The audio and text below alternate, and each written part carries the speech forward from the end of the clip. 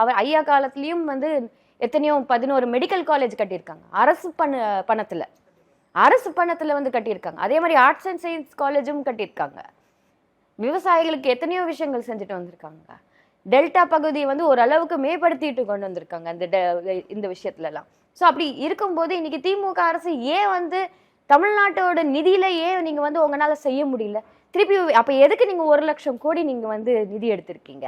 திமுக இருக்கிற தலைவர்கள் ஒவ்வொருத்தரும் வந்து இது எப்படி வந்து திசை திருப்பி அவங்க வந்து அதுக்கு வந்து வடிவம் கட்டலாம் அப்படின்றத பாக்குறாங்க. உடனே சங்கின்னு சொல்லிட்டு அமித்ஷா அவர்களுக்கு நாங்க அடிமை அப்படின்ற சொல்றதெல்லாம் அது அரசியலே கிடையாது.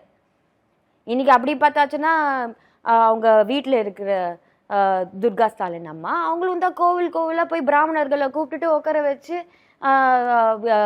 அவங்க தோஷத்துக்காக ஏதோ என்னமோ பண்றாங்க. அப்ப அது யார் சங்கி? இல்ல வந்து மாப்பிள்ளை போய் எல்லா கோவிலையும் யாகம் பண்றாங்களே, அப்ப யார் சங்கி? அப்போ உங்களுக்கு தேவை, உங்களுக்கு பிரச்சனை போது நேரம் போய் நீங்க போய் டெல்லியில போய் பாக்குறீங்களா? அப்ப யார் சங்கி? அவங்களுக்கு அடிமையாக தானே இருக்கீங்க, அங்கேயும் போய் மண்டிடுறீங்களா அப்படின்றத நம்ம சொல்ல முடியும்.